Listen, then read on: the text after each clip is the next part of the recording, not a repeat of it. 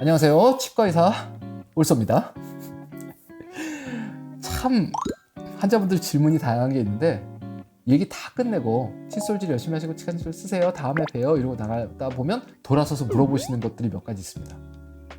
그 중에 대표적인 것들이 워터픽, 가글, 이 두 가지를 제일 많이 물어보시는 것 같아요. 이거 효과가 있어요? 쓸까요? 말까요? 그럼 제가 웃으면서 쓰지 마세요 그럽니다.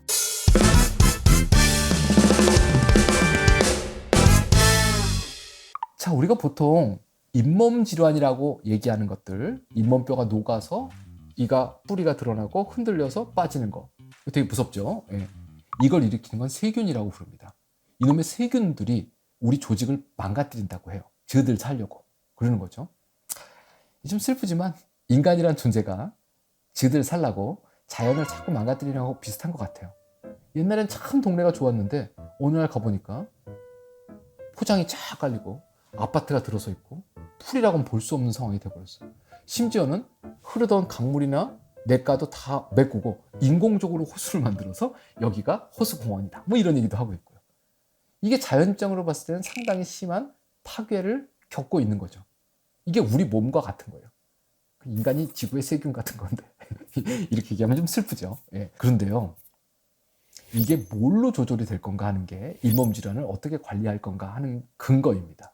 처음에는요, 세균들이 막 돌아다녀요. 이렇게 둥둥 떠다닙니다. 왔다 갔다 거리는 놈도 있고, 이게 날개는 아니죠. 꼬리가 달린 놈도 있어요. 막 지가 왔다 갔다 하는, 이렇게 운동성을 가진 세균도 있고, 그냥 물에 흘러다니는 운동성이 없는 세균도 있답니다. 이런 애들이 둥둥 떠다니다가 어딘가 구석에 척 달라붙어요. 한 놈씩 한 놈씩 달라붙는단 말이죠. 그러다 보면 이 정도면 우리가 뭘 해볼 수 있겠는데? 그럼 얘네들이 자기 몸에서 뭔가를 자꾸 내보내가지고 끈덕끈덕한 엑기스 같은 걸 만든답니다. 아시잖아요, 이렇게? 젤 같은 거. 그렇죠? 그리고 그 속에 모여 산대요. 그러니까 이제 우주, 거기 보면 이렇게 돔이 있고 그 속에 사람들이 모여 사는 것처럼 이렇게 세포 외에다가 뭘 만들어가지고 그 속에서 살고 있는 거예요. 요게 병을 만든답니다. 이 전 단계에 둥둥 떠다니는 세균들은 병을 못 만든대요. 근데 얘네들이 이에 붙고 숫자가 늘어나고 이렇게 돔형의 무언가를 만들어서 이 속에 모여 살면 무슨 일이 생기느냐? 이게 방어막인 거예요. 우리 몸에 나쁜 놈이 나타나면 잡아먹는 세포들이 있습니다. 그런 것들을 보통 여기 있는 거 뭐죠? 임파선, 임파구, 백혈구, 이런 애들이 가서 저놈 나쁜 놈이야? 그럼 가가지고는 막 때려가지고 잡아먹어요. 없어지는 겁니다. 이게 우리 몸의 면역 반응이라는 거예요. 그런데 얘네들이 이렇게 돔 속에 들어가 있으면 우리 면역세포가 거기를 뚫고 지나가지 못한대요. 못 잡아먹어요. 얘네들이 모여 살고 있기 때문에.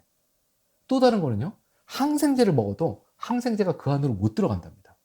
그리고 웬만해선 이게 잘 터지지도 않는데요. 그럼 이 속에서 행복하게 살면서 쓰레기를 계속 내다버려요. 이게 병원성 물질이에요. 그 다음번에는요, 여기서 자식을 낳아요. 번식을 한단 말이죠. 그러고 난 다음에는 또 신도시를 만들어요. 옆에다가. 이러면서 잇몸병이 생기는 겁니다. 우리가 뭘 해야 되느냐? 가서 그 세균의 보호막을 터뜨려야 돼요. 이게 칫솔질입니다. 가서 막 흔드는 거예요. 그러면 세균들이 다 어떻게 해요? 아파트가 무너지고 보호막이 터진 상태에서 다시 둥둥 떠다니게 돼요. 그럼 얘네들이 모여야 되겠죠. 또 모여서 집을 짓고, 이 전까지는 병이 안 생긴답니다. 이게 칫솔질이고 치간칫솔이에요. 이걸 기계적 세정이라고 합니다. 이 세균 보호막을 터뜨릴 수 있는 건 기계적 세정밖에 없답니다. 항생제도 안 듣는데요. 가글이 듣겠어요? 근데 가글 세균 죽는다는데 죽어요. 누가 죽어요? 둥둥 떠다니는 애들이 죽는 거예요. 이 모여서 살고 있는 집단이 죽는 게 아니란 얘기입니다. 진짜 죽느냐? 떠다니는 애들은 죽어요. 그러니까 99.9% 살균이라고 얘기하는 겁니다. 거짓말이 아니라니까요. 그런데 치주병을 일으키는 거, 잇몸병을 일으키는 건 항생제에도 버틴답니다. 그래서 현재까지 90%가 기계적 세정이라고 얘기를 하고 있어요. 물총 쏘는 거예요. 휙 쏘는 거.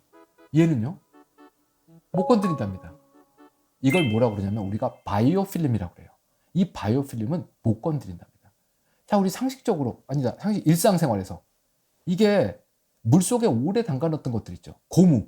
이런 거 보면 미끄덩 하고 느껴보신 적 있으시죠?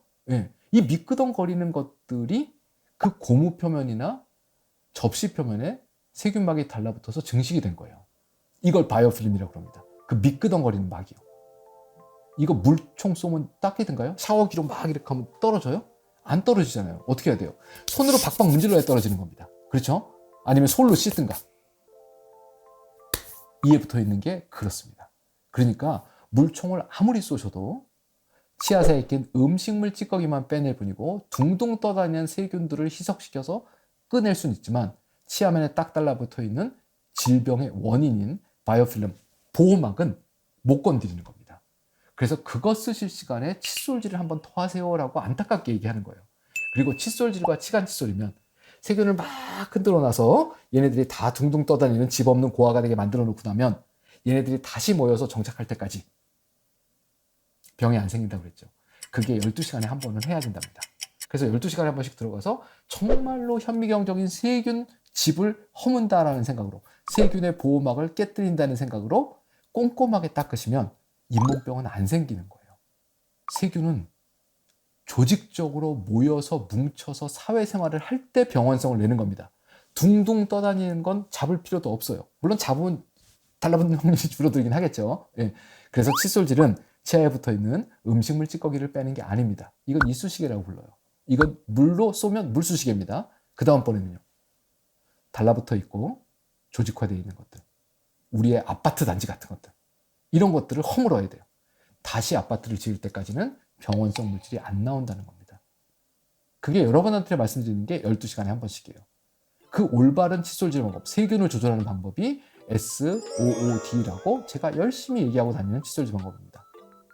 그렇게 하루에 2번씩 칫솔질 꼼꼼하게 하시고 하루에 한 번 사이즈 맞는 치간 칫솔을 쓰신 환자분들은 잇몸이 5년 전, 10년 전 그 높이 그대로 유지되고 계십니다. 저희 치과에 많이 계세요.